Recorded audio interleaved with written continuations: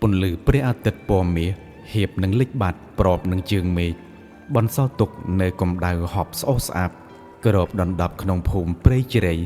ได้จีภูมิมวยสมบูรณ์ต่อดาวเนี่ยสรกภูมิรวมเนยอย่างกอ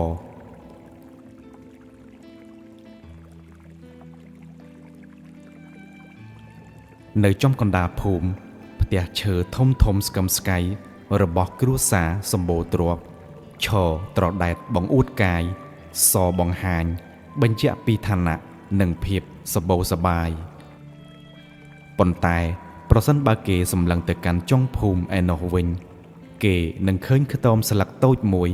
เรียงโรเคโรคะดมบูทะลุทะเลได้ซ่องได้แต่ไอ้เก่าเนยกระบายหนึ่งหมอดเปรย์ขตอมนูตระบ้านโฮมปอดดอยวอเปรย์หนึ่งสมาร์กระขมึกเปรียบบานหนึ่งสมบกในสัตว์อาเซรปึกได้ขมิ้นนามันเนี่ยจ่องเชียนจึงโจตะกบายนูลายมาจากตอมนูเมียนชโมธาเต็ดเกจีโบรอไว้ประมาณ30 ชนามพลายเมียนสมบูรณ์ขมาสระแอมเรียงกายมอมมูลแต่เปิดโป้เป็นโดยสละสนามมกระบัวหนึ่งสนามโรเลียเลอดามใดได้เมื่อตือกูอ้อยคลาดรออาขมีนนนามันเนี่ยดังปีประวัติระบอกเกโนเตดังตรำถาเกบ้านรสัตออนไดต์มกจับไดสนะในขนมภูมินี่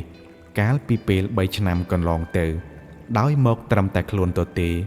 สรอบนึ่งสมเลีบอมเปะจากโรเคโรคาในขนมกระไซพเนกเนี่ยภูมิเปรจิเรนี่เด็ดมันแม้นเจียมโนโนเตแต่เกคือเจียสมรามในสังคมได้บ้านรสัตขจัดปลดหมกตามตึกได้เกกรุบขเนียแต่งเจียชงายในไอโรงตึกแต่มกเตียเมภูมิสมเลนโจเจขเนียอู้อเลลอมนังสมเนยจมอเลาะเลย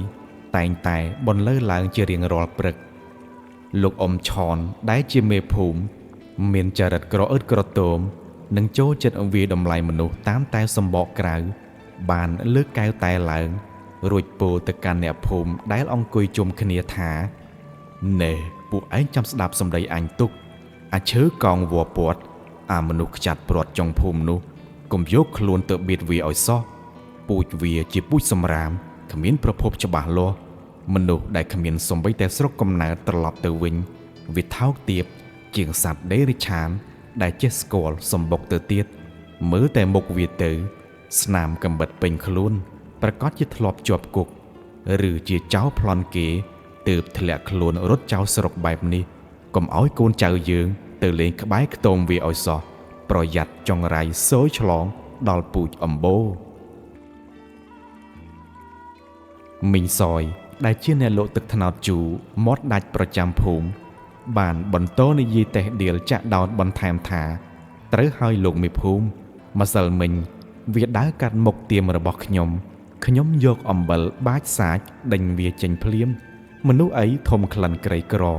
ทมคลันจงไรกู้อ้อยเปื่อมเราอ้ขยมจงอนะไม่โลกไม่ภูมิมันพร้อมบันดังเวียจังปีภูมิยังเต๋อตกน้อมเอาแต่สวยอับไปเมียงกุลด้อนเนี่ยภูมิถวายไว้ขณะใดเนี่ยภูมิกำปงแต่สาวจมอหนึ่งในยีจ้อนปนเล็กกำหล่ออาพอบนุสรับตามีนวอดเมียนเนรีไว้ขเมยมาเนี่ยอายุประมาณเชื่อมาเพย์ปรามฉนำบ้านดาวโจลโมกเนียงเมียนชโมธานิสาจิกรู้บังเรียนสมาจัดได้กระทรวงเติบหนึ่งจัดอ้อยหมกบังฮัดบังเรียนเนื้อตามที่จนบอดดัดสรยาลหนึ่งก็เติบพลาหมกปีติกรงหมกรู้เนื้อขนมภูมินี่บ้านปนมานไข่ปนนกนิสาเจียนรีได้เมียนกลมเน็ตตัวลุ่มตัวเลียเมียนเบะโดงบริสดหนึ่งใต้ประกันขจบในผีบหยุดเตทอเนียงบ้านชบเงียมสดับเปียประมาทยังนูรวดได้โจตัวจิตวงสันตเนียดอยตึกหมกสงบสงัดแต่บังกอบดอยเพียบเมืองมัด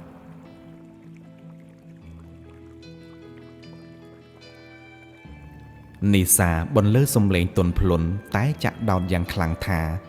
ลูกบูเนี่ยมิงลูกยีลูกตากาได้ยืงวีดำไหลมนุษย์มันเนี่ยด้อยมันตอนสกวาเกจบาวิเปรียบโดยจียืงยกกันเจาะประละผู้แต่ชะลอเมืองหมกเนี่ยดอกเตยอย่างโดยชนอได้ยืงเคินเกก็ขวะแต่ตามเปิด ភាពកខ្វក់នោះវានៅលើកញ្ចក់របស់យើងទេតែគាត់ធ្លាប់ធ្វើបាបអ្នកភូមិយើងហើយឬនៅការលាបពណ៌និងចោទប្រកាន់គេដោយគ្មានភ័ស្តុតាងវាគឺជាឃាតកម្មផ្លូវចិត្តយ៉ាងប្រកបយើងចំណាយពេលទៅវត្តស្ដាប់ធម៌អាតែបើមាត់យើងចេះតែប្រមាថកិត្តិយសអ្នកដទៃដោយសារការស្មានឬការសង្ស័យបែបនេះតើយើងខុសអំពីមនុស្សពាលដែរឬទេពាក្យពេចន៍អប់រំចាក់ដោតរបស់អ្នកគ្រូនីសាធ្វើឲ្យអ្នកភូមិម្នាក់គាំងសម្ដីនិយាយលែងចេញមុខប្រែជាក្រហមងាំងដោយសេចក្តីខ្មាស់អៀនលាយឡំនឹងកំហឹងតែអ៊ំមេភូមិស្រាប់តែវាយតុកផាំងរួចចង្អុលមុខអ្នកគ្រូនីសានិងពោលពាក្យក្រូតក្រៀតថាណែអ្នកគ្រូនៅក្មេងខ្ចីណាស់មិនទាន់យល់ការរយៈជ្រៅនោះទេអ្នកគ្រូរៀនសូត្របានខ្ពស់មែនតែមិនទាន់ស្គាល់ល្បិចមនុស្សពុតត្បុតទេឈើដែលកោងហើយទោះយកភ្លើងមករੂលក៏វានៅតែកោងមនុស្សធន់នេះទោះវាធ្វើស្ងៀមក៏គង់តែមានថ្ងៃវាខំយើងដែរកុំមកតាំងខ្លួនជាព្រះពោធិសត្វនៅទីនេះអីអ្នកគ្រូនីសាមិនតបតវែងឆ្ងាយនាងគ្រាន់តែញញឹមបន្តិចរួចក៏បានដើរចាកចេញទៅនៅក្នុងចិត្តរបស់នាងជឿជាក់ថាសម្បកក្រៅមិនអាចកំណត់តម្លៃពិតរបស់មនុស្សបានឡើយផ្លែស្វាយដែលស្រស់ល្អជួនកាលមានដង្កូវស៊ីដល់ស្នូលតែផ្លែដែលសម្បកអាក្រក់រដេប្រដប់ជួនកាលមានសាច់ល្អស្រស់ថែមទាំងមានរសជាតិផ្អែមជាប់មាត់ទៀតផងនាងតាំងចិត្តថានឹងស្វែងយល់ពីបរិះកំសត់ឈ្មោះទឹកនេះឲ្យបានកាន់តែច្បាស់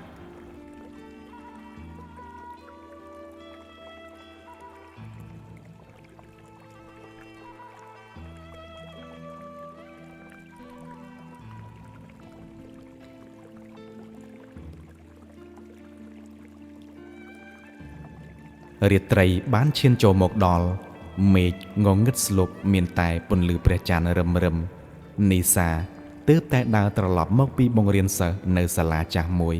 ដែលទើបជួសជុលមិនទាន់មាំល្អក្រោយរងការបំផ្លាញពីសង្គ្រាម3ឆ្នាំ8ខែនិង20ថ្ងៃពេលដើរកាត់ក្បែរជាភូមិនាងបានក្រឡេកឃើញស្រមោលមនុស្សម្នាក់កំពុងលួចដើរយឺតសំដៅទៅរកខ្ទមចាស់ត្រុតទ្រោមមួយទៀតខ្ទមនោះជារបស់យាយម៉ៅស្ត្រីចំណាស់ពីការភ្នែកនិងគ្មានសូម្បីសាច់ញាតិម្នាក់ដែលក៏ត្រូវបានអ្នកភូមិរើសអើងនិងមិនអើពើនោះឡើយពួកអ្នកមានក្នុងភូមិសុកចិត្តយកប្រាក់រាប់ពាន់រាប់ម៉ឺនទៅធ្វើបុណ្យនៅវត្តដើម្បីបង្អួតគ្នានិងយកមុខមាត់តែសូម្បីតែបាយមួយចានក៏មិនដែលហុចឲ្យយាយម៉ៅដែលជាជនពិការនោះឡើយនីសាប្រញាប់ពួននៅខាងក្រោយដើមចេករួចសម្លឹងមើលទៅស្រមោលនោះក្រោមពន្លឺព្រះច័ន្ទនាងសង្កេតឃើញយ៉ាងច្បាស់ថាបុរសនោះគឺជានាយទិតដែលជាជនខ្ចាត់ព្រាត់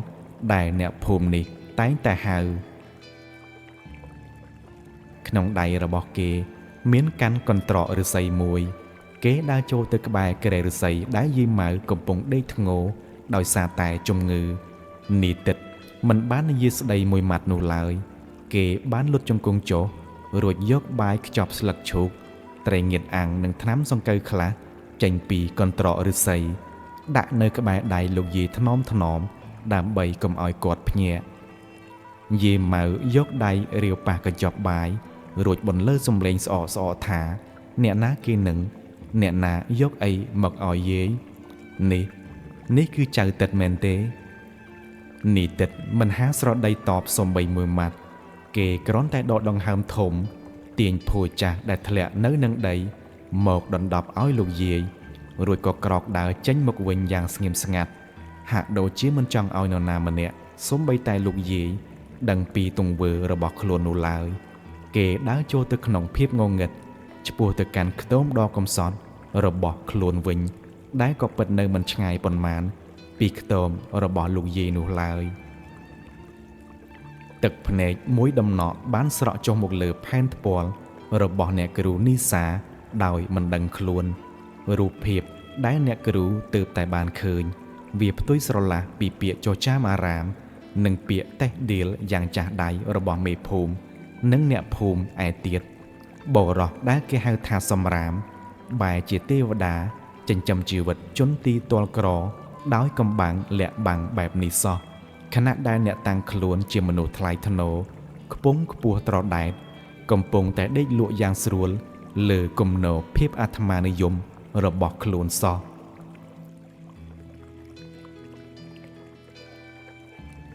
អ្នកគ្រូនីសាងើយមុខសម្លឹងមើលដួងព្រះចន្ទ្រារួចខ្សឹបប្រាប់ខ្លួនឯងថាឈើកោងដែលអ្នកភូមិស្អប់ខ្ពើមនេះកំពុងតែពុតខ្លួនធ្វើជាដំបូលជ្រកភ្លៀងឲ្យជនកំសត់ចំណែកឯមនុស្សខ្ចាត់ព្រាត់ដែលសង្គមតេះដៀលនេះតាមពិតមានបេះដូងថ្លៃថ្នូរជាងអ្នកដែលដេកលើគំនរមាសប្រាក់ទៅទៀត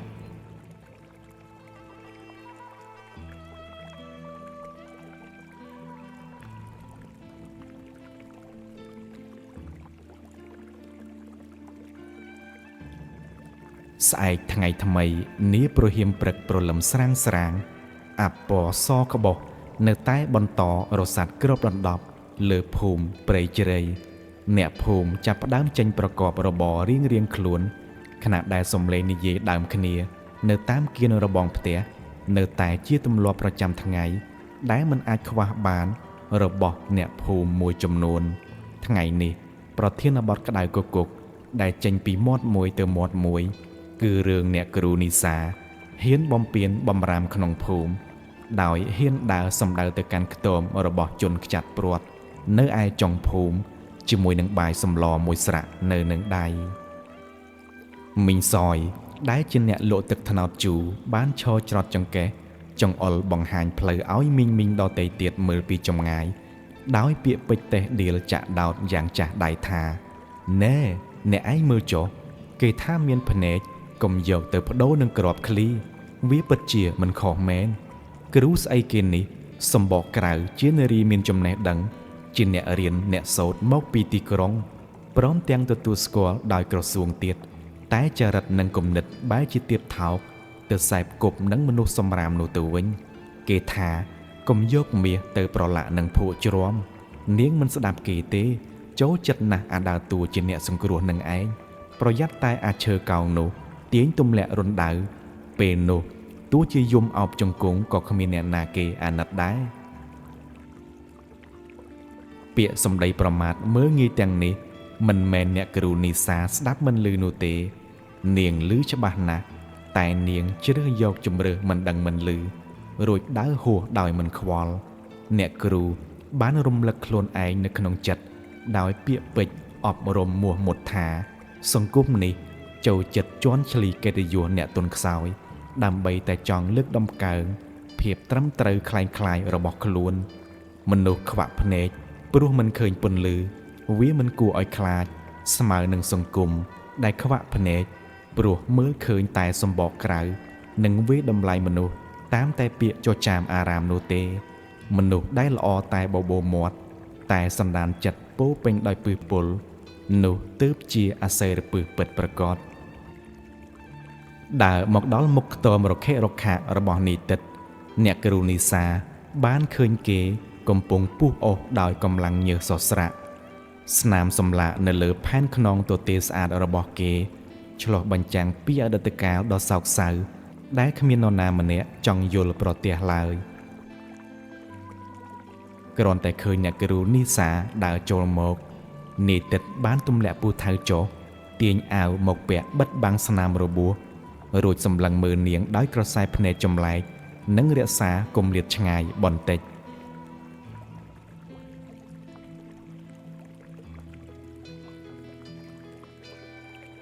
នីតិតនិយាយដោយសម្លេងស្អកស្អកហាក់ចង់ដេញអ្នកគ្រូចេញដោយប្រយោលថាអ្នកគ្រូអញ្ជើញមកទីនេះមានការអ្វីកន្លែងនេះមិនមែនជាកន្លែងដែលមនុស្សថ្លៃថ្នូរដូចអ្នកគ្រូត្រូវមកជន់ឡើយ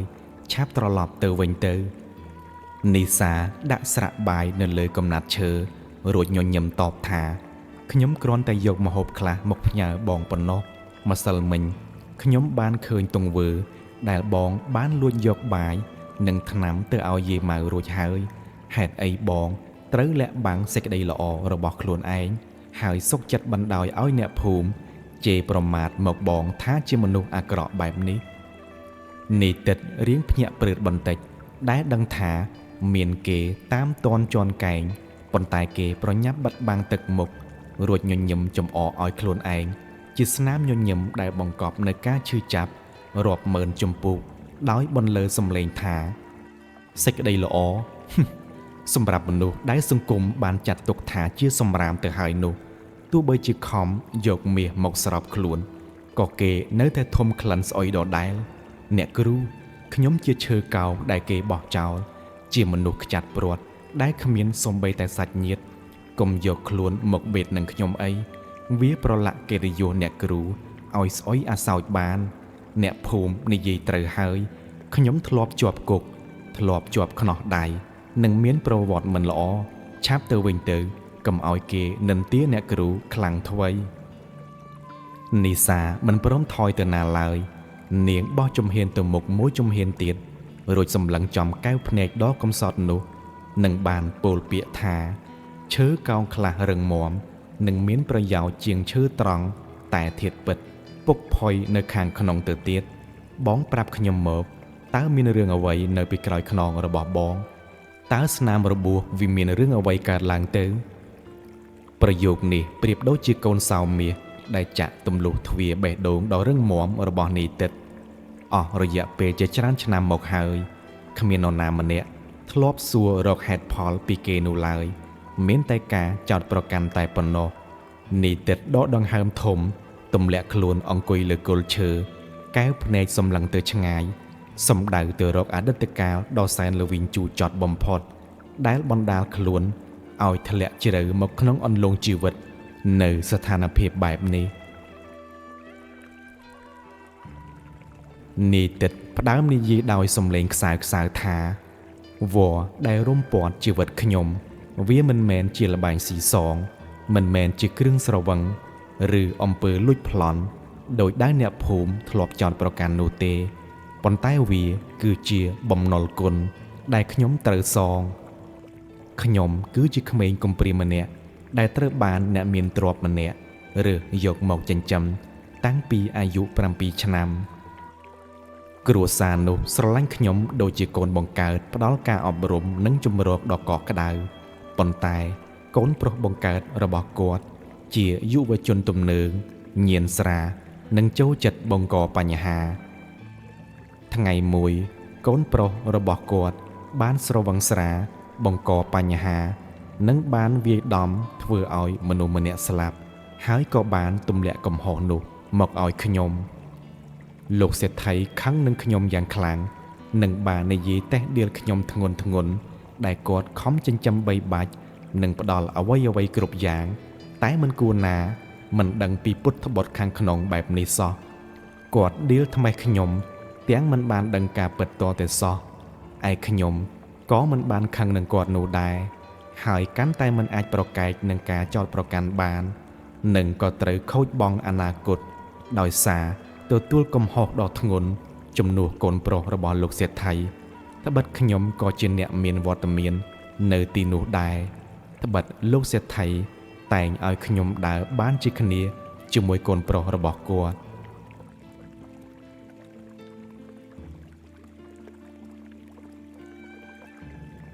ខ្ញុំត្រូវជាប់គុកអស់ជាច្រើនឆ្នាំនិងរងការធ្វើទារុណកម្មនិងវាយដំពីសំណាក់អ្នកទោសផ្សេងរហូតបន្សល់ទុកនៅស្នាមសម្លាប់ពេញខ្លួនពេលចេញពីគុកគ្រួសារអ្នកមានគុណបានដឹងរឿងពិតនិងបានផ្ដល់ប្រាក់មួយចំនួនធំដើម្បីជាការដឹងគុណតែខ្ញុំមិនបានទទួលនោះឡើយនិងសូមឲ្យគុណស្រ័យទាំងអំបាលមានសងគ្នារួចត្រឹមនេះទៅចុះហើយចាប់ពីពេលនោះមកខ្ញុំចេះតែដើរត្រសែតអណ្ដែតខ្លាចជាជនខ្ចាត់ព្រាត់រហូតមកដល់ពេលនេះនីតិតនិយាយទាំងក្តុកក្តួលនិងតេះដៀលដល់ភាពអយុត្តិធម៌នៃសង្គមថាអ្នកគ្រូឃើញទេឈាមខ្ញុំស្រក់ទឹកភ្នែកខ្ញុំហូរកិត្តិយសខ្ញុំរលាយសូន្យក៏ដើម្បីតែលាងកំហុសឲ្យអ្នកមានអំណាចប៉ុណ្ណោះនៅក្នុងសង្គមនេះយុត្តិធម៌វាគ្រាន់តែជារបស់លេងសម្រាប់អ្នកមានប្រាក់ទិញប៉ុណ្ណោះចំណែកអ្នកក្រ ទុនខ្សោយនិងគ្មានខ្នងបងឯកដូចជាខ្ញុំវាគ្រាន់តែជាកំរាជូតជើងឲ្យគេជន់ឈ្លីឡើងទៅកាន់ទីទួលសវត្ថភាពតែប៉ុណ្ណោះខ្ញុំព្រមធ្វើជាឈើកោងដល់គូឲ្យស្អប់ក៏ដើម្បីរៀបចំផ្លូវឲ្យកូនកតញ្ញូคล้ายៗម្នាក់នោះបានបន្តធ្វើជាឈើត្រង់ដ៏ល្អស្អាតនៅក្នុងសង្គមស្ដាប់ចប់ទឹកភ្នែកអ្នកគ្រូនីសាស្រក់ចុះមកដោយមិនដឹងខ្លួនរឿងរ៉ាវរបស់នីតិតពិតជាសង្វេគនិងរងភាពអយុត្តិធម៌ខ្លាំងពេកហើយបរិសម្នាក់ដែលសង្គមទាំងមូលរើសអើងតាមពិតគឺជាវីរៈបរិសដែលលាក់ខ្លួនក្រោមគំនរផេះនៃពាក្យកុហករបស់អ្នកដទៃប៉ុណ្ណោះនីសាបោះជំហានចូលទៅចិត្តរួចនិយាយដោយពាក្យពេចន៍ទន់ភ្លន់ដើម្បីជាការផ្ដល់កម្លាំងចិត្តដល់នីតិតថាបងបានលះបង់ក្រុមយ៉ាងដើម្បីសងគុណទង្វើនេះវាថ្លៃថ្នូរខ្លាំងណាស់ប៉ុន្តែបងដឹងទេឈើត្រង់ដែលដុះលូតលាស់នៅលើគំនរផេះផង់នៃសេចក្តីភូតកុហកនិងគំនរឆ្អឹងរបស់អ្នកដទៃថ្ងៃណាមួយពេលដែលមានខ្យល់ព្យុះបក់បោកមកដល់វានឹងបាក់រលំដល់ឬមិនខានចំណែកឯបងវិញទោះបីជាសង្គមហៅបងថាជាឈើកោងវល្លិព័ទ្ធក៏ពិតមែនប៉ុន្តែឫសរបស់បងបានចាក់ដោតយ៉ាងជ្រៅទៅក្នុងដីដែលមានជីជាតិល្អដែលជាដីនៃសេចក្តីល្អបរិសុទ្ធនិងសេចក្តីកតញ្ញូមនុស្សខ្ចាត់ព្រាត់ដូចជាបងមានតម្លៃលើពីមាសប្រាក់ទៅទៀតខ្ញុំមិនខ្វល់ថាអ្នកភូមិនេះនិយាយអ្វីទេចាប់ពីថ្ងៃនេះទៅខ្ញុំសូមរាប់អានបងជាមិត្តម្នាក់ផងណានាយទឹកសម្លឹងមើលមុខអ្នកគ្រូនីសាទាំងរលីងរលោងទឹកភ្នែកជាលើកទី1ក្នុងរយៈពេលប៉ុន្មានឆ្នាំនេះដែលគេទទួលបានការយល់ចិត្តនិងសេចក្តីកក់ក្ដៅពីមិត្តភាពពិតប្រាកដ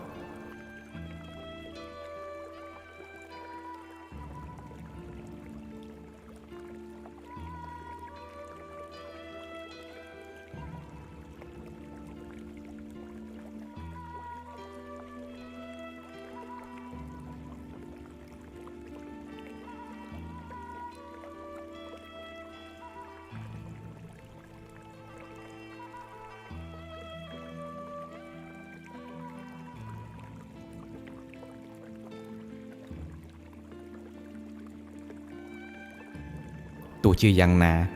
ខ្យល់ត្រជាក់រងាបានចាប់ផ្ដើមបក់បោកមកពីទិសខាងលិច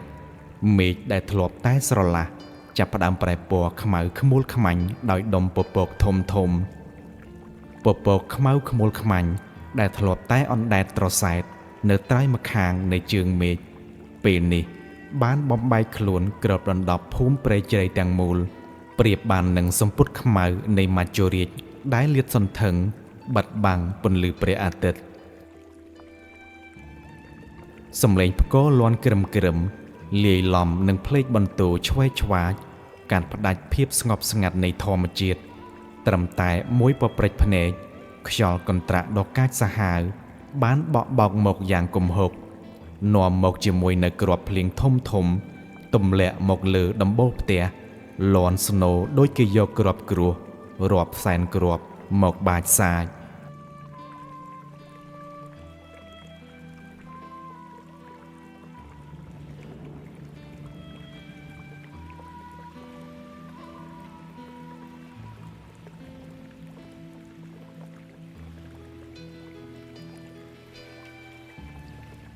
មិនយូរប៉ុន្មានទឹកភ្លៀងបានប្រែក្លាយទៅជាទឹកជំនន់ជន់លិចយ៉ាងគំហុកហូរដាច់ទំនប់ពីតំបន់ខាងលើចរន្តទឹកគួចវិលយ៉ាងសាហាវនាំយកទាំងកំទេចកំទីមែកឈើនិងដីភក់ហូរសម្រុកចូលមកក្នុងភូមិដោយគ្មានប្រណីនៅឯកណ្ដាលភូមិផ្ទះឈើធំធំស្កឹមស្កៃរបស់អ្នកមានប្រចាំភូមិដែលធ្លាប់តែឈរត្រដែតអួតរៀងចាប់ផ្ដើមញ័ររង្គើដំបូលក្បឿងដ៏ស្រស់ស្អាតត្រូវខ្យល់បោកប៉ើងជ្រុះអស់អ្នកភូមិដែលធ្លាប់តែអង្គុយផឹកទឹកតែនិយាយពីនេះពីនោះទាំងដើមគេទាំងដើមឯងពេលនេះបែរជារត់ប្រសាចស្រែកឡូឡាឆោឡោរត់គៀងករកគ្នាឲ្យជួយសង្គ្រោះជីវិត និងទ្រព្យសម្បត្តិរបស់ខ្លួនមីងសយអ្នកលក់ទឹកថ្នោតជូរដែលធ្លាប់តែមានវាចាមុតស្រួចដោយកំបិតពេលនេះកំពុងហែលស្រវាក្នុងទឹកទាញយកថង់មាសប្រាក់ទាំងទឹកមុខស្លេកស្លាំងតក់ស្លុតគាត់ស្រែកហៅអ្នកជិតខាងឲ្យជួយតែគ្មាននរណាម្នាក់ងាកមើលគាត់ឡើយព្រោះម្នាក់កំពុងតែគិតពីប្រយោជន៍រៀងខ្លួន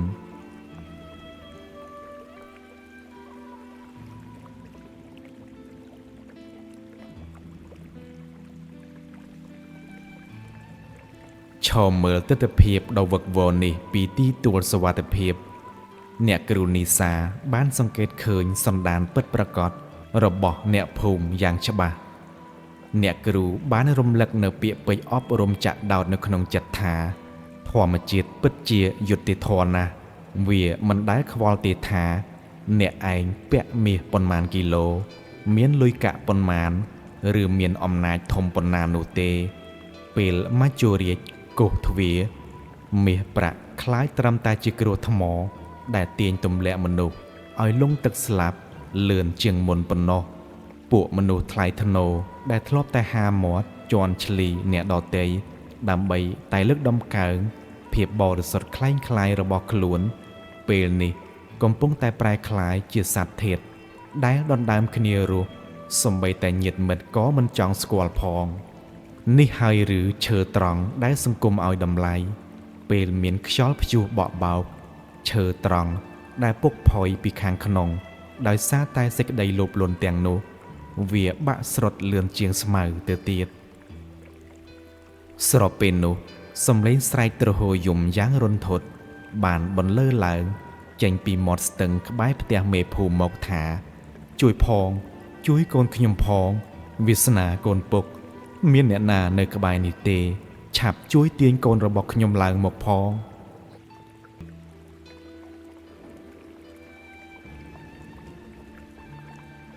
សំឡេងនោះគឺជាសំឡេងរបស់មេភូមិឆនគាត់កំពុងតែឈរញ័រខ្លួនទន់ជង្គង់នៅលើច្រាំងម្ខាងខណៈដែលដៃចង្អុលទៅកាន់កណ្ដាលចរន្តទឹកជំនន់ដ៏កាចសាហាវកូនប្រុសសំណប់របស់គាត់ឈ្មោះវាសនាជាក្មេងទំនើងប្រចាំភូមិដែលខំប្រថុយជីវិតចុះទៅប្រមូលយកទ្រព្យសម្បត្តិមានតម្លៃពីខាងក្នុងផ្ទះតែបែរជាត្រូវទឹកគួចយកទៅខាងក្នុងស្ទឹងពេលនេះវាសនាកំពុងតែតោងមែកឈើងាប់មួយដើមយ៉ាងត្រដាប់ត្រដួសនៅកណ្ដាលចរន្តទឹកដែលហូរខ្លាំងគួរឲ្យខ្លាចកម្លាំងទឹកបោកបក់ហាក់ដូចជាចង់លេបត្របាក់យកយុវជននោះចូលទៅក្នុងបាតស្ទឹងបរោះកម្លាំងមាំមួននៅក្នុងភូមិជាច្រើនអ្នកបានមកឈរចោមរំមើលតែគ្មាននរណាម្នាក់ហ៊ានលោតចុះទៅជួយឡើយមេភូមិឆនបានស្ទុះទៅលុតជង្គង់អង្វរលោកគ្រូពេទ្យនិងថៅកែម៉ាស៊ីនកិនស្រូវដែលជាមិត្តភក្តិផឹកស៊ីស្និទ្ធស្នាលបំផុតរបស់ខ្លួនថាអាសេងអាពើពួកឯងចេះហែលទឹកពួកឯងជួយកូនអញផងទៅកាលផឹកស៊ីពួកឯងថាសុកចិត្តស្លាប់រស់ជាមួយគ្នាឥឡូវកូនអញកំពុងមានរឿងឆាប់មកជួយកូនអញផងប៉ុន្តែចម្លើយដែលគាត់ទទួលបានគឺការដើរថយក្រោយបន្តិចម្ដងថៅកែសេងក្រវីក្បាលនិយាយទាំងមុខស្ងួតថាសុំទោសមេភូមិសម្លាញ់ទឹកហូរខ្លាំងយ៉ាងនេះចុះទៅគឺមានតែស្លាប់ទោះឯងឲ្យមាសប៉ុនភ្នំក៏យើងមិនយកជីវិតទៅបដូរដែរប្រពន្ធកូនយើងកំពុងរងចាំឯងមានលុយច្រើនឯងរកអ្នកផ្សេងឲ្យជួយទៅចុះពាក្យសម្ដីនេះប្រៀបដូចជាកំបិតចាក់ទម្លុះបេះដូងមេភូមិឆនសម្ព័ន្ធមិត្តភាពនិងការរាប់អានដែលសាងឡើងដោយការសម្លឹងមើលឃើញតែផលប្រយោជន៍និងមាសប្រាក់ពេលនេះរលាយបាត់ដូចអំបិលត្រូវទឹកអ្នកគ្រូនីសាដែលឈរមើលពីចម្ងាយបានបន្លឺវាចាដោយសំឡេងមុតស្រួចហាក់ដាស់តឿនមនសិការអ្នកភូមិដែលឈរអបដៃមើលថាឃើញទេលោកមេភូមិនេះហើយគឺសម្ដានចិត្តពិតប្រាកដរបស់មនុស្សថ្លៃថ្នូរដែលលោកតែងតែលើកដំកើងពេលមានបាន ហៅគ្នាថាជាបងប្អូនពេលមានអាសន្នមនុស្សថ្លៃថ្នូរប្រែជាសត្វអណ្ដើកសំងំតែក្នុងស្នូកអោបក្បាល4លាក់រត់ចោលគ្នាលោកធ្លាប់តែវាតម្លៃមនុស្សតាមសម្បកក្រៅធ្លាប់តែជន់ឈ្លីមនុស្សក្រីក្រតែនៅចំពោះមុខសេចក្តីស្លាប់មាសប្រាក់របស់លោកសូម្បីតែទិញភាពក្លាហានមួយវិនាទីពីពួកគេក៏មិនបានផងទីបំផុតភាពក្រអឺតក្រទមរបស់លោកបានត្រឹមតែដេកអោបការឈឺចាប់និងការសោកស្ដាយតែប៉ុណ្ណោះមេភូមិឆនសម្លឹងមើលកូនប្រុសដែលកំពុងស្រែកដង្ហោយហៅជំនួយទាំងខ្សោះកម្លាំងបន្តិចម្ដងមេឈើដែលវាសនាតោងកំពុងតែប្រេះបាក់បន្តិចម្ដងសឹងតែទប់លែងចង់ជាប់ទៅហើយភាពអស់សង្ឃឹមបានគ្របដណ្ដប់ពេញបេះដូងរបស់ឪពុកម្នាក់នេះគាត់ស្រែកយំដោយសេចក្តីសោកសង្រេងដោយមិនខ្វល់ពីកិត្តិយសជាមេភូមិទៀតនោះឡើយ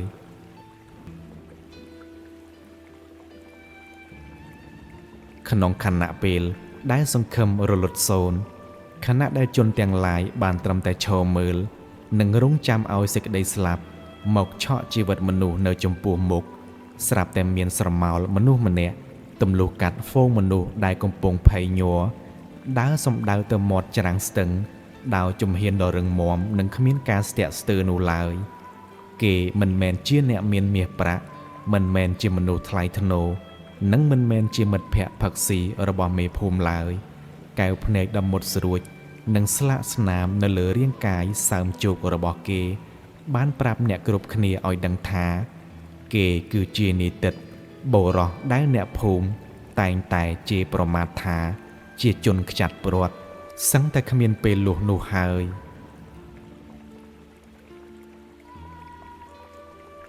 នីតិតមិនបាននិយាយស្ដីមួយម៉ាត់គេទាញខ្សែពួរវែងមួយចង្វាយធំដែលរុំជុំវិញចង្កេះរបស់គេចងភ្ជាប់ទៅនឹងគល់ឈើធំមួយនៅមាត់ច្រាំងនៃស្ទឹងអ្នកភូមិគ្រប់គ្នាគាំងសំដីសម្លឹងមើលមុខគេដោយក្តីភ្ញាក់ផ្អើលមេភូមិឆនដែលធ្លាប់តែស្អប់ខ្ពើមពេលនេះកំពុងសម្លឹងមើលនីតិតដោយក្តីស្រឡាំងកាំងនិងក្តីសង្ឃឹមចុងក្រោយនីតិតងាកមកសម្លឹងមើលមុខមេភូមិឆនដែលកំពុងលុតជង្គង់ក្នុងភក់ទាំងទឹកភ្នែកហូររហានកែវភ្នែករបស់នីតិតមិនមានបង្កប់នៅគំនុំឬការសងសឹកឡើយតែវាជាកែវភ្នែកនៃសេចក្តីមេត្តាដែលមនុស្សប្រកបដោយធម៌ពិតប្រាកដមាននៅក្នុងខ្លួនដោយមិនពោលពាក្យមួយម៉ាត់នីតិតបានលោតទម្លាក់ខ្លួនចូលទៅក្នុងរលកនៃទឹកជំនន់សំឡេងអ្នកភូមិម្នាក់បន្លឺឡើងដោយការភ្ញាក់ផ្អើលថាព្រះអើយម្ដេចក៏គេប្រថុយស្លាប់បែបនេះអ្នកគ្រូនីសាដែលឈរមើលសកម្មភាពនោះបានក្តាប់ដៃយ៉ាងណែនទឹកភ្នែករមៀលចុះមកលាយឡំនឹងទឹកភ្លៀងនាងបានស្រែកទៅកាន់ហ្វូងមនុស្សដែលកំពុងឈរមើលថាបើកភ្នែកមើលឲ្យច្បាស់ទៅមើលចុះជីវិតដែលពួកអ្នកធ្លាប់វាយតម្លៃថាថោកទាបជាងសត្វដេរិឆានជាសម្រាមនៃសង្គមជាឈើកោងដែលរាំងស្ទះសេចក្តីសុខក្នុងភូមិពេលនេះកំពុងតែហែលកាត់មាត់ម៉ាជូរាជដើម្បីសង្គ្រោះមនុស្សដែលធ្លាប់ជន់ឈ្លាមកលើខ្លួនតើពួកអ្នកដែលមានទ្រព្យសម្បត្តិស្ដុកស្ដំនិងអួតអាងពីកិត្តិយសថ្លៃថ្នូរមានអ្នកណាហ៊ានធ្វើដូចជាគាត់ដែរទេភាពកំសាកញីនិងភាពអាត្មានិយមរបស់ពួកអ្នកវាកំពុងតែបញ្ជាក់យ៉ាងច្បាស់ថាសម្លៀកបំពាក់ស្អាតបាតមិនអាចលាក់បាំងសន្តានចិត្តដ៏ស្មោកគ្រោកនិងកំសាករបស់អ្នកបានទេពាក្យសម្ដីនេះប្រៀបដូចជាទឹកក្តៅពុះជះមកលើរាងកាយរបស់អ្នកភូមិនិងអ្នកមានទ្រព្យសម្បត្តិនៅក្នុងភូមិពួកគេម្នាក់អោនមុខចុះមិនហ៊ានសូម្បីតែដកដង្ហើមខ្លាំងព្រោះសេចក្តីពិតវាសែនជូរចត់និងអាម៉ាស់បំផុតងាកមកមើលក្នុងចរន្តទឹកឯនេះវិញនីតិតកំពុងតែហែលប្រជែងនឹងសន្ទុះទឹកយ៉ាងត្រដាបត្រដួសកម្លាំងទឹកគួចបានបោកទង្គិចរាងកាយរបស់គេទៅនឹងមែកឈើនិងគំតិចគំទីដែលហូរតាមទឹកលាន់ស្នូក្រំធ្វើឲ្យស្បែកដងខ្លួនគេរលាត់ដាច់រហែក ឈាមក្រហមច្រាលហូរលាយឡំនឹងទឹកភក់ប៉ុន្តែភាពឈឺចាប់ទាំងនេះមិនអាចបញ្ឈប់ឆន្ទៈរបស់មនុស្សខ្ចាត់ព្រាត់ម្នាក់នេះបានឡើយគេខំប្រឹងហែលរហូតទៅដល់ចំណុចកណ្ដាលស្ទឹងជាទីដែលវាសនាកូនប្រុសលោកមេភូមិកំពុងតែតោងមែកឈើងាប់មួយដើមដែលដុះកោងចេញពីបាតស្ទឹងមកឈើកោងមួយដើមនេះពីមុនធ្លាប់ត្រូវអ្នកស្រុកជេរប្រតិចថាជាឈើចង្រៃដុះមករាំងផ្លូវទូកនឹងគ្មានប្រយោជន៍អីក្រៅពីធ្វើឲ្យតាក់សំណាញ់ត្រីប៉ុន្តែពេលនេះក្នុងគ្រាអាសន្នឈើកោងដ៏អាក្រក់នេះឯងគឺជាបង្គោលតែមួយគត់ដែលរឹងមាំទប់ទល់នឹងខ្យល់ព្យុះមិនព្រមបាក់ស្រុតដោយដើមឈើត្រង់ៗនៅមាត់ច្រាំងដែលត្រូវទឹកគួចយកទៅបាត់អស់នោះទេនីតិតបានហែលទៅតោងឈើកោងនោះហើយប្រើវាជាទីតាំងទប់លំនឹងនៃខ្លួនវាសនាស្រែកយំអង្វរទាំងសំឡេងញ័ររន្ធត់មុខស្លេកដូចជាខ្មោចថាទិតជួយខ្ញុំផងខ្ញុំខ្លាចណាស់ខ្ញុំសុំទោសដែលធ្លាប់ជេរប្រមាថឯងយុវជនទំនើងដែលធ្លាប់តែអួតក្អេងក្អាងពេលនេះកំពុងតែស្រែកអង្វរកបុរសដែលខ្លួនធ្លាប់ហៅថាជាជនខ្ចាត់ព្រាត់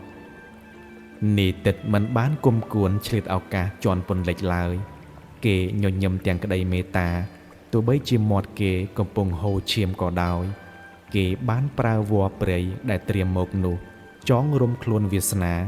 ភ្ជាប់ទៅនឹងខ្សែពួរធំរួចទាញវាសនាមកអោបជាប់នឹងដើមទ្រូងរបស់គេរួចពោលទាំងហត់ក៏ខូថាឯងតោងឲ្យជាប់មកកុំភ័យ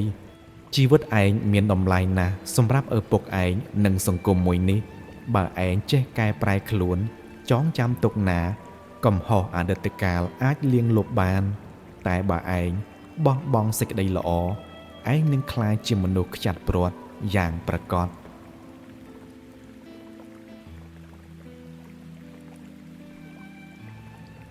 ទោះជាយ៉ាងណាគ្រោះថ្នាក់ដ៏ធំមួយបានលេចចេញមកគល់ឈើធំមួយ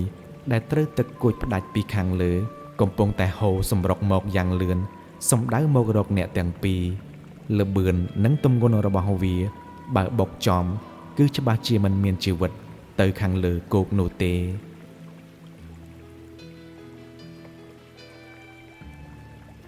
ឃើញស្ថានភាពបែបនេះនីតិតដឹងច្បាស់ថាខ្សែពួននេះទប់ទម្ងន់មនុស្សពីរនាក់កិច្ចមិនទាន់នោះទេដោយមិនគិតអ្វីទៀតនីតិតបានទាញខ្សែពួរប្រទាញវាសនាទៅម្ខាងរួចគេបានយកផែនខ្នងរបស់ខ្លួនឯងទៅពាំងខាងមុខដើម្បីការពារយុវជននោះសំឡេងបុកទង្គិចយ៉ាងខ្លាំងលាន់ឡើងនីតិតស្រែកធ្ងោយ៉ាងខ្លាំងដោយការឈឺចាប់ដែលមិនអាចពិពណ៌នាបានឈាមហូរខ្ទាតចេញពីមាត់របស់គេប្រឡាក់ពេញមុខរបស់វាសនាកម្លាំងបុកនេះវាធ្វើឲ្យនីតិតរបូតដៃពីឈើកោងប៉ុន្តែសំណាងល្អដែលគេបានយកវល្លិមួយខ្សែទៀតចងភ្ជាប់កដៃគេទៅនឹងខ្សែពួរធំនោះនីតិតប្រើកម្លាំងចុងក្រោយដែលនៅសេសសល់ស្រែកប្រាប់ទៅអ្នកនៅលើច្រាំងថាទាញខ្សែទៅឆាប់ទាញខ្សែយកវាសនាឡើងទៅនៅលើច្រាំងនីសានិងអ្នកភូមិមួយចំនួនដែលភ្ញាក់រលឹកបានស្ទុះទៅចាប់ទាញខ្សែពួរនោះយ៉ាងស្រស់ដៃគ្នាមេភូមិឆនក៏ប្រទាញខ្សែពួរទាំងដៃហូរឈាមពួកគេបានប្រឹងទាញហើយទាញទៀតរហូតយកបានរាងកាយវាសនាឡើងមកខាងលើច្រាំងដោយសុវត្ថិភាពប៉ុន្តែនៅខាងចុងខ្សែគឺរាងកាយរបស់នីតិតដែលពេលនេះប្រែជាខ្សោយសន្លប់ស្ដោកស្ដឹងនិងពេញទៅដោយស្នាមរបួសនិងឈាមដាមជោកអ្នកភូមិបានទាញរាងកាយរបស់វាសនាមកដាក់លើស្មៅមេភូមិឆនស្ទុះទៅអោបកូនប្រុសរបស់ខ្លួនទាំងត្រេកអរមុននឹងងាកមកមើលនីតិតដែលត្រូវបានអ្នកភូមិទាញយកមកខាងលើកំពុងដេកដង្ហើមចង្រិតក្បែរនោះឈាមពណ៌ក្រហមឆ្អៅរបស់មនុស្សខ្ចាត់ព្រាត់កំពុងតែហូរប្រឡាក់ដីភូមិព្រៃជ្រៃស្របពេលដែលភ្លៀងចាប់ផ្ដើមស្ងប់រាំងសន្សឹម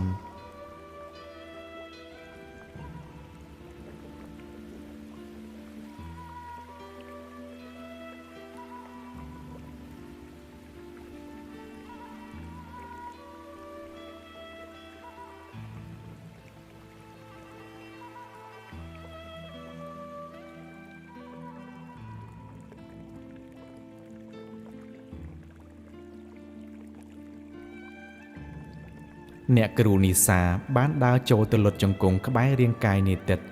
យកដៃខ្ទប់មុខរបួសរបស់គេកុំឲ្យហូរឈាមរួចនាងងើបមុខឡើងសម្លឹងមើលមុខមេភូមិនិងអ្នកស្រុកទាំងអស់ដោយក្រសែភ្នែកមុតនិងបានពោលពាក្យសម្ដីចាក់ដោតជាថ្មីថាតើពួកអ្នកមានធំក្លិនឈាមនេះទេនេះគឺជាឈាមរបស់ឈើកោងវរពាត់ជាឈាមរបស់មនុស្សខ្ចាត់ព្រាត់ដែលពួកអ្នកធ្លាប់តែប្រមាថរាល់ថ្ងៃនឹងឯង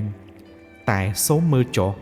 ឈាមដ៏កខ្វក់ក្នុងក្រសែភ្នែកពួកអ្នកនេះហើយដែលទើបតែបានទិញយកជីវិតកូនប្រុសមេភូមិត្រឡប់មកវិញតែពេលនេះនរណាជាអ្នកថ្លៃថ្នូរពិតប្រាកដហើយនរណាទើបជាជនខ្ចាត់ព្រាត់ពិតប្រាកដនោះបរិយាកាសទាំងមូលប្រែជាស្ងាត់ជ្រងំមានតែសំឡេងទឹកហូរនិងសំឡេងខ្សឹកខ្សួលយំរបស់អ្នកភូមិមួយចំនួនសម្ដីរបស់អ្នកគ្រូនីសាមិនមែនគ្រាន់តែជាការស្ដីបន្ទោសទេតែវាជាកញ្ចក់ឆ្លុះបង្ហាញពីភាពអាក្រក់ជូរជាតិនៅក្នុងសង្គមដែលតែងតែវាយតម្លៃមនុស្សតាមតែសម្បកក្រៅរហូតភ្លេចមើលពីទំហំនៃបេះដូងបរិសុទ្ធរបស់គេនៅខាងក្នុងមេភូមិឆនវាលុតជង្គង់កាត់ភក់ចូលមកក្បែររាងកាយនីតិតបរោះដែលមានអំណាចនិងអំនួតរំពេចនោះក៏បានទម្លាក់ក្បាលចុះក្រាបសំពះនៅនឹងបាតជើងរបស់ជនខ្ចាត់ព្រាត់ទាំងទឹកភ្នែកបន្តហូរសស្រាក់ភាពក្រអឺតក្រទមរបស់គាត់ត្រូវបានវាយបំបាក់ទាំងស្រុងដោយសេចក្តីលះបង់ដ៏បរិសុទ្ធរបស់ជនខ្ចាត់ព្រាត់រូបនេះព្យុះភ្លៀងដ៏កាចសាហាវដែលបានវាយប្រហារភូមិព្រៃជ្រៃបានស្ងប់ស្ងាត់ទៅវិញបន្សល់ទុកត្រឹមតែដំណក់ទឹកសន្សើមនៅលើចុងស្លឹកឈើព្រឹកព្រលឹមថ្ងៃថ្មីពន្លឺព្រះអាទិត្យពណ៌មាសបានរះបំបែកស្រទាប់ពពកបញ្ចាំងពន្លឺចុះមកលើគំនរបាក់បែកនៃភូមិឋានទោះបីជាផ្ទះសម្បែងទ្រព្យសម្បត្តិនិងរបស់របរមានតម្លៃមួយចំនួនធំត្រូវបានបំផ្លាញខ្ទេចខ្ទីយ៉ាងណាក្តីប៉ុន្តែព្យុះមួយនេះមិនបានប្រហារជីវិតជនណាម្នាក់នោះឡើយតែបាននាំយកនៅភាពក្រអឺតក្រទមនិងការរើសអើងដែលធ្លាប់តែចាក់ឫសយ៉ាងជ្រៅនៅក្នុងគំនិតរបស់អ្នកស្រុកភូមិនេះ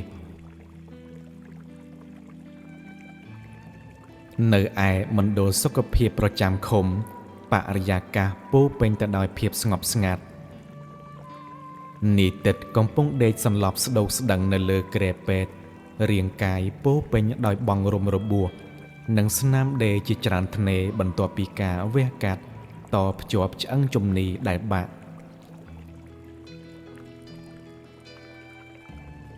នៅខាងក្រៅបន្ទប់សង្គ្រោះ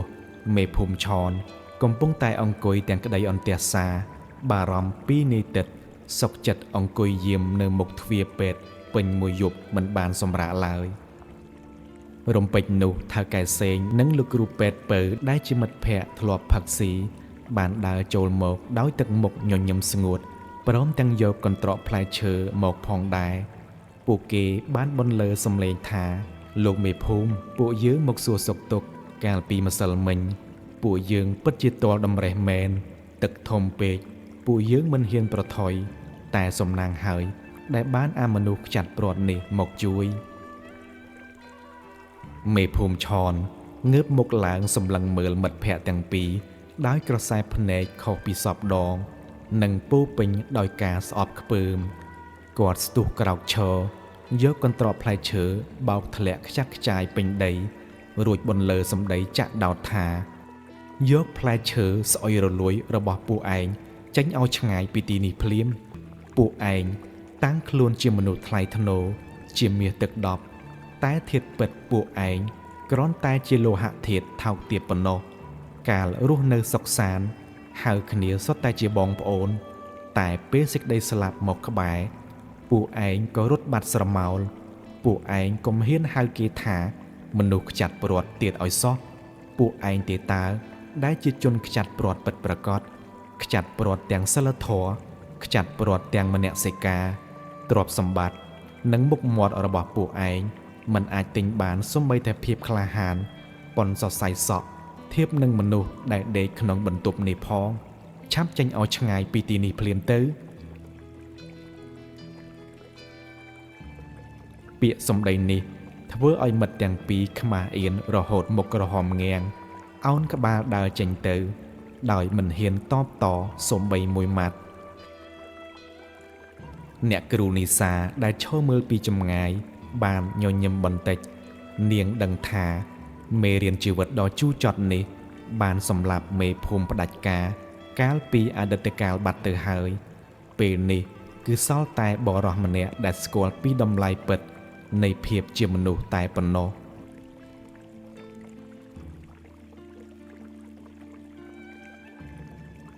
3ថ្ងៃក្រោយមកនាយទិតក៏បានដឹងខ្លួនឡើងវិញកែវភ្នែកដ៏នឿយហត់របស់គេបានបើកឡើងយឺតស្រាប់តែឃើញវាសនាជាកូនប្រុសមេភូមិកំពុងលុតជង្គង់នៅក្បែរគ្រែទាំងទឹកភ្នែកឃើញនាយទិតដឹងខ្លួនវាសនាបានក្រាបសំពះដល់បាតជើងរបស់គេរួចពោលទាំងសឹកសួរថាទិតខ្ញុំអរគុណឯងណាស់ដែលបានផ្ដល់ជីវិតទី2ដល់ខ្ញុំកន្លងមកខ្ញុំជាក្មេងទំនើងខ្ញុំប្រមាថឯងខ្ញុំវាយតម្លៃឯងតាមតែពាក្យចចាមអារាមខ្ញុំពិតជាសត្វដេរិឆានមែនដែលយកភ្នែកទៅវាយតម្លៃបេះដូងមាសរបស់ឯងសុំឯងអត់ទោសឲ្យខ្ញុំផងចុះនាយទិតញញឹមយ៉ាងស្រទន់ទោះបីជាមុខរបួសនៅឈឺចាប់ក៏ដោយគេបានលូកដៃដកគ្រើមរបស់គេទៅអង្អែលស្មារបស់វាសនារួចពោលពាក្យពេចន៍អប់រំដ៏មានអត្ថន័យថាវាសនាកំហុសអតីតកាលវាប្រៀបដូចជាស្រមោលអញ្ចឹងកាលណាយើងរត់ចេញពីទីងងឹតមករកពន្លឺស្រមោលនោះវានឹងបាត់ទៅដោយឯកឯងខ្ញុំមិនដែលប្រកាន់ខឹងនឹងឯងឬអ្នកភូមិឡើយព្រោះខ្ញុំដឹងថាមនុស្សយើងច្រើនតែងងឹតភ្នែកដោយសារតែសម្បកក្រៅនៃសង្គមជីវិតរបស់ខ្ញុំទោះត្រូវគេជន់ឈ្លីក៏ដោយក៏នៅតែរស់ដោយសេចក្តីថ្លៃថ្នូរក្នុងចិត្តខ្លួនឯងឥឡូវនេះឯងបានរស់រៀនមានជីវិតសាជាថ្មីសូមឯងយកជីវិតនេះទៅធ្វើជាឈើត្រង់ដែលអាចធ្វើជាសសរទ្រទ្រង់អ្នកខ្សត់ខ្សោយចុះកុំធ្វើជាដំបូលធ្ងន់ដែលសង្កត់អ្នកទន់ខ្សោយនោះអីទឹកភ្នែកនៃសេចក្តីកតញ្ញូនិងការរំជួលចិត្តបានស្រក់ចុះពីភ្នែករបស់មនុស្សដែលមានវត្តមាននៅទីនោះនីសាបានចូលមកចាប់ដៃនាយទិតដោយក្តីគោរពនិងស្ងើចសរសើរយ៉ាងពន់ពេក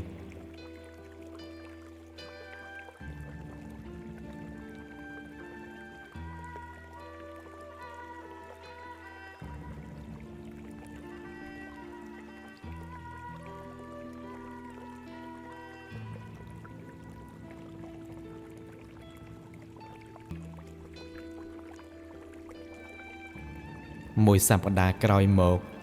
ភូមិព្រៃជ្រៃត្រូវបានរៀបចំសាងសង់ឡើងវិញរួចរាល់ជាបណ្ដើរ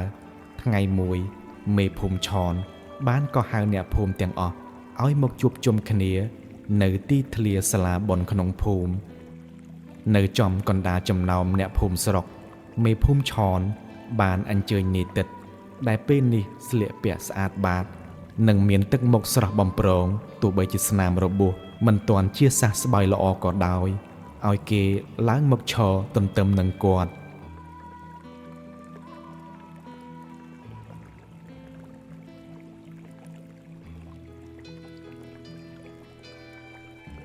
មេភូមិឆនបានក្រឡេកមើលទៅកាន់អ្នកភូមិស្រុកទាំងអស់រួចចាប់ផ្ដើមថ្លែងយ៉ាងមានអត្ថន័យថា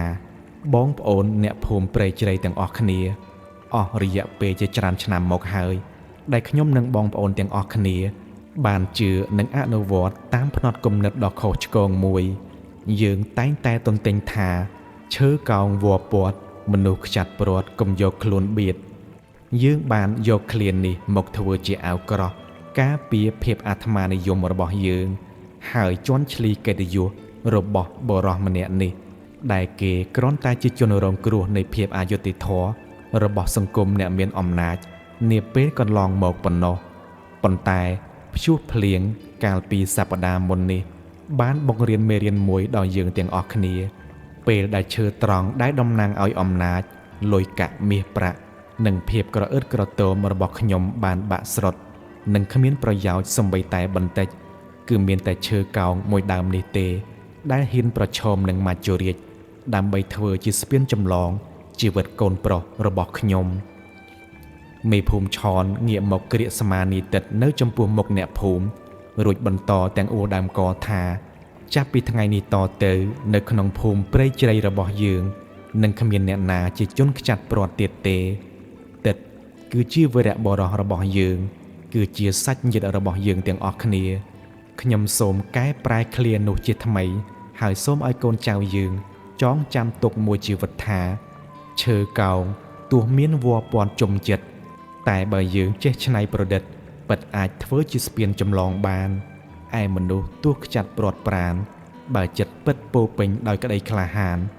នោះគឺជាដំបូលសន្តិភាពនៃអ្នកភូមិស្រុកគ្រប់គ្នាសំឡេងទះដៃបានបន្លឺឡើងកងរំពងពេញទីធ្លាសាលាបុណ្យលាយឡំនឹងសំឡេងហូរកញ្ជ្រៀវប្រកបដោយក្តីអំណរមីងសយដែលធ្លាប់តែនិយាយដើមគេក៏បានយំជូតទឹកភ្នែកដោយការភ្ញាក់រលឹកឯអ្នកគ្រូនីសាឈរនៅជ្រុងម្ខាងសម្លឹងមើលទិដ្ឋភាពដ៏ស្រស់ត្រកាលនេះដោយស្នាមញញឹមនាងបានរំលឹកខ្លួនឯងថាតម្លៃពិតប្រាកដរបស់មនុស្សមិនមែនវាស់វែងដោយប្រវត្តិអតីតកាលឬការលៀបពណ៌របស់សង្គមនោះទេតែវាវាស់វែងដោយសេចក្តីនៃការលះបង់និងទំហំនៃសេចក្តីមេត្តាក្នុងពេលវេលា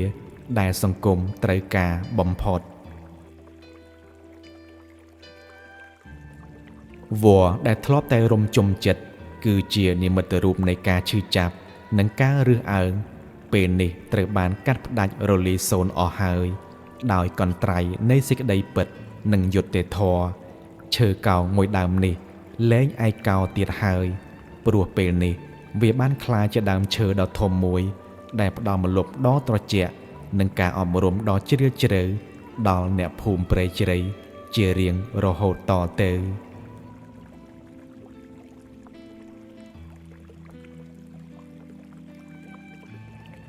ពេលវេលាបានរសាត់កន្លងហួសទៅអស់រយៈពេលជាច្រើនខែរបួសនៅលើរាងកាយរបស់នីតិត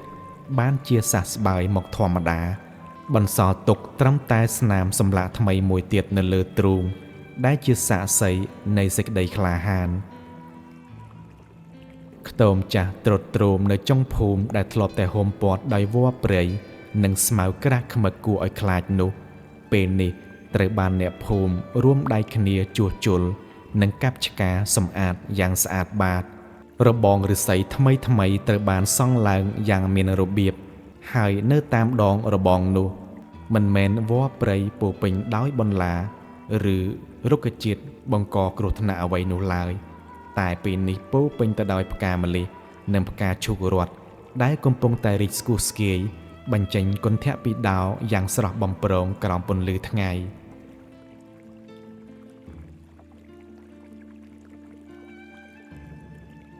ទោះបីជាពេលនេះនេតិតត្រូវបានអ្នកភូមិព្រៃជ្រៃគោរពស្រឡាញ់និងលែងហៅថាជាជនខ្ចាត់ព្រាត់ទៀតហើយក្តីក៏បរិសសម្បុរស្រអែមរូបនេះនៅតែរក្សាភាពហ្មត់ចត់ស្ងប់ស្ងាត់និងរស់នៅដោយកិរិយាបន្ទាបខ្លួនដដែលគេមិនដែលយកគុណស្រ័យដែលបានជួយជីវិតកូនមេភូមិមកធ្វើជាឈ្នាន់ដើម្បីទាមទារលាភសក្ការៈឬការលើកដំកើងអ្វីនោះឡើយរៀងរាល់ល្ងាចបន្ទាប់ពីត្រឡប់មកពីធ្វើការងារស្រែចម្ការនេតិតតែងតែមកអង្គុយពុះអុសដាំទឹកតែនៅមុខខ្ទមដោយភាពឯកោតែជាភាពឯកោដែលពោពេញដោយសន្តិភាពផ្លូវចិត្តប៉ុន្តែភាពឯកោនោះមិនបានស្ថិតនៅជាអមតៈឡើយវត្តមានរបស់មនុស្សស្រីម្នាក់តែងតែនាំមកនៅពន្លឺនិងភាពកក់ក្ដៅដល់បេះដូងដែលធ្លាប់តែរងគ្រោះមួយនេះ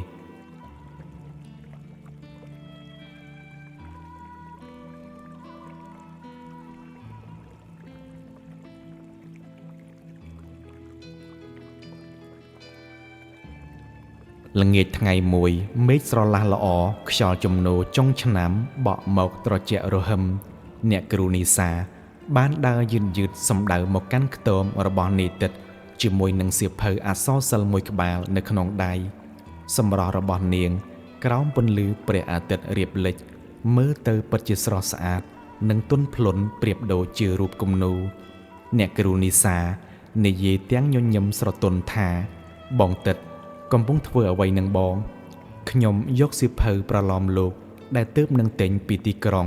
មកផ្ញើបងអានកំសាន្តគ្រាន់បំបត្តិអបសុខនេតិតប្រញាប់ទម្លាក់ពូថៅចុះ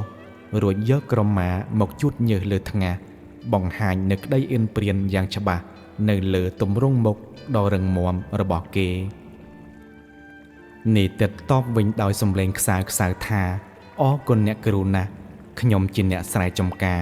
ចំណេះដឹងក៏តិចតួចមិនដឹងថាអាចអានយល់ពីជំរឿចិត្តតួអង្គក្នុងសៀវភៅមកពីទីក្រុងនេះបានកម្រិតណាទេអ្នកគ្រូអញ្ជើញអង្គុយលេងសិនមកចាំខ្ញុំជួយចាក់ទឹកឲ្យពិសាអ្នកគ្រូក៏ខកដំណើររបស់និតិតរួចបានពោលពាក្យទៅកាន់គេថានេះគ្រាន់តែជាសៀវភៅប្រឡំលោកធម្មតាទេបងមិនមានពាក្យពេចន៍ណាដែលធ្វើឲ្យបងពិបាកនឹងយល់នោះទេនេះគឺជាសាច់រឿងដ៏ល្អមួយដែលមានរំលេចនៅព្រឹត្តិការណ៍សំខាន់មួយចំនួនដែលធ្លាប់កើតឡើងនាសម័យអតីតកាលជាពិសេសគឺសម័យចតុមុខតែម្ដងសង្ឃឹមថាបងបានអានហើយនិងទទួលបាននៅចំណេះដឹងថ្មីក៏ដូចជាឆ្វេងយល់ពីកូនសោជីវិតមួយចំនួនដែលបងអាចយកមកអនុវត្តនៅក្នុងជីវិតប្រចាំថ្ងៃរបស់បងបាននីតិនក៏បានញញឹមទៅកាន់អ្នកគ្រូរួចបានក្រឡេកមើលកាន់តែចិត្តទៅកាន់ចំណងជើងនៃសាច់រឿងប្រឡំលោកនោះដែលបានសរសេរនៅលើក្របសៀវភៅថាដំណើរឆ្លងសម័យកាលពីសម័យចតុមុខទៅអនាគតកាលដែលជាការនិពន្ធនិងរៀបរៀងដោយសៀវភៅជីមិត្តនិងសៀវភៅស្នេហ៍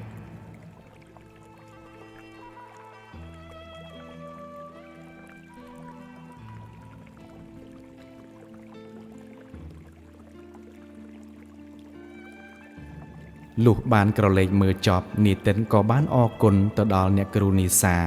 រួចគេក៏បានដើរសម្ដៅទៅយកទឹកមកឲ្យអ្នកគ្រូពិសាអ្នកគ្រូនីសាអង្គុយចុះលើគ្រែឫស្សីរួចសម្លឹងមើលមុខបរោះដែលដកនៅក្នុងចិត្តរបស់នាងតាំងតែពីថ្ងៃដែលនាងឃើញគេយកអាសាយីម៉ៅមួយរយៈពេលកន្លងមកនេះក្តីអំណត់តស៊ូនិងភាពស្មោះត្រង់របស់នេតិតបានឆក់យកបេះដូងរបស់គ្រូបង្រៀនក្រមុំរូបនេះបន្តិចម្ដងនាងមិនមែនស្រឡាញ់គេព្រោះតែគេជាវីរៈបុរសឡើយតែនាងស្រឡាញ់សន្តានចិត្តពិតនិងមិនចេះកុហកភូតរបស់គេអ្នកគ្រូនីសានិយាយទាំងកែវភ្នែកមុតមមថាបងតិតបងនៅតែហៅខ្ញុំថាអ្នកគ្រូដដែលមែនទេព្យុះភ្លៀងកន្លងហួសទៅហើយពាក្យនិន្ទារបស់អ្នកភូមិក៏លែងមានទៀតដែរតើនៅក្នុងចិត្តរបស់បងខ្ញុំនៅតែជាអ្នកដទៃជាមនុស្សម្នាក់ដែលបងត្រូវរក្សាគម្លាតរហូតអញ្ចឹងមែនទេប្រយោគនេះធ្វើឲ្យនាតិតគាំងស្ងៀមគេកាន់ត្រឡោកទឹកទាំងដៃញ័រទៅត្រឹកគេដឹងខ្លួនឯងច្បាស់ណាស់ថាគេក៏មានចិត្តលើអ្នកគ្រូនីសាដែរគ្រប់ពេលដែលនាងញញឹមគ្រប់ពេលដែលនាងផ្ដល់កម្លាំងចិត្តវាប្រៀបដូចជាឱសថទិព្វប្រោះព្រំជីវិតដែលស្ទើរតែស្លាប់បាត់បង់ទៅហើយរបស់គេឲ្យមានជីវិតឡើងវិញប៉ុន្តែភាពក្រីក្រនិងស្រមោលអតីតកាលដ៏ខ្មៅងងឹតតែងតែធ្វើឲ្យគេ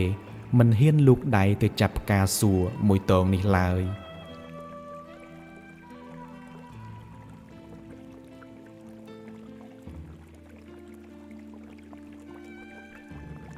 នេតិនដកដង្ហើមធំរួចនិយាយទាំងទឹកមុខសោកសៅថាអ្នកគ្រូខ្ញុំជានេតិតជាមនុស្សដែលធ្លាប់ជាប់ខ្នោះធ្លាប់ជាប់គុកច្រវាក់ទោះបីជាខ្ញុំមិនបានធ្វើខុសក៏ដោយក៏ឈ្មោះរបស់ខ្ញុំវាប្រឡាក់ភក់ជ្រាំរួចទៅហើយរាងកាយរបស់ខ្ញុំពេញទៅដោយស្នាមសម្លាកមុខមាត់ក៏អាក្រក់គួរឲ្យខ្លាចអាយុរបស់ខ្ញុំក៏ច្រើនជាងអ្នកគ្រូឆ្ងាយណាស់ដែរចំណែកឯអ្នកគ្រូវិញជានារីមានចំណេះដឹងខ្ពង់ខ្ពស់មានអនាគតវែងឆ្ងាយនៅទីក្រុងមនុស្សដូចខ្ញុំ មិនសមនឹងទទួលបានសេចក្តីស្នេហាឬដើរទន្ទឹមនឹងអ្នកគ្រូឡើយខ្ញុំខ្លាចធ្វើឲ្យអ្នកគ្រូត្រូវខូចឈ្មោះបងគេដោយសារតែខ្ញុំ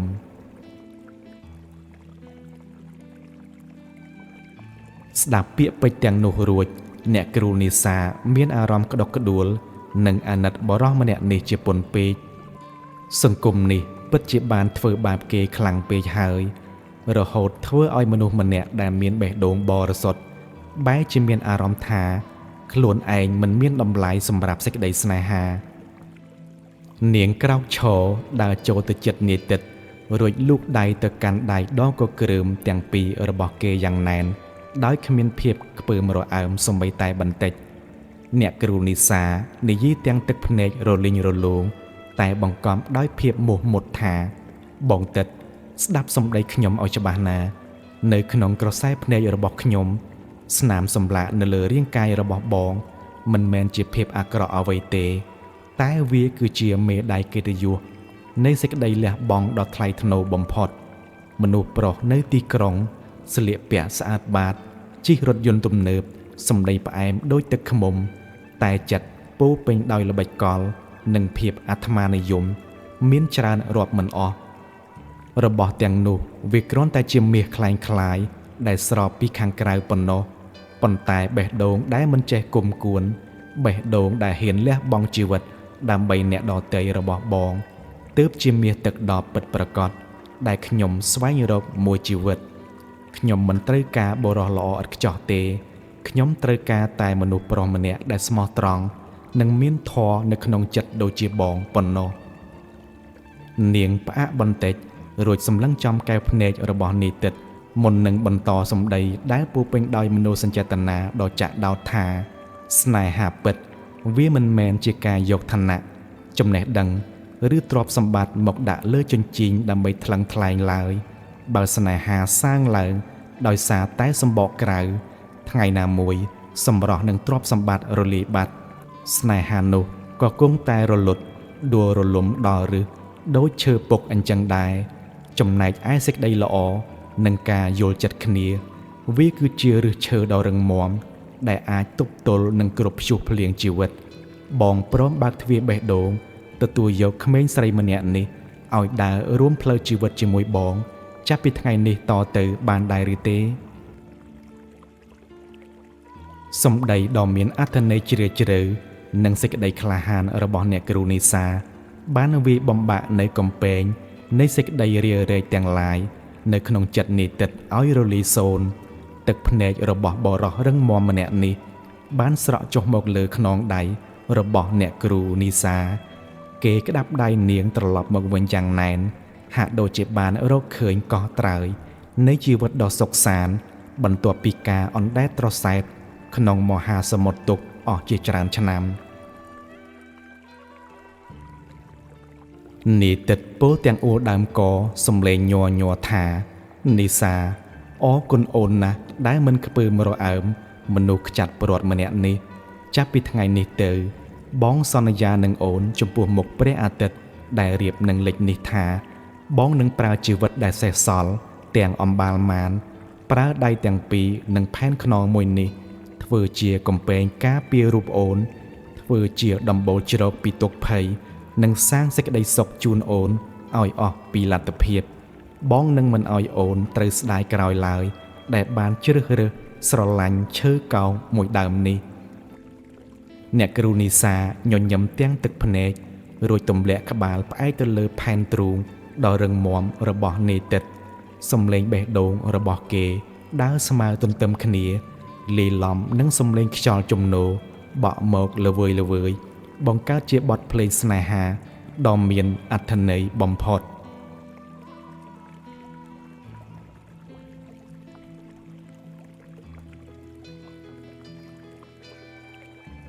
ទិដ្ឋភាពស្នេហាដ៏បរិសុទ្ធរបស់ពួកគេទាំងទ្វេត្រូវបានមើលឃើញដោយយាយម៉ៅដែលកំពុងតែអង្គុយនៅលើគ្រែឫស្សីពីចម្ងាយទោះបីជាភ្នែករបស់គាត់គ្របដណ្ដប់ដោយភាពងងឹតក្តីតែលោកយាយអាចដឹងដោយអារម្មណ៍នៃរលកសេចក្តីសុខដែលកំពុងតែរីកដុះដាលមេភូមិឆននិងវាសនា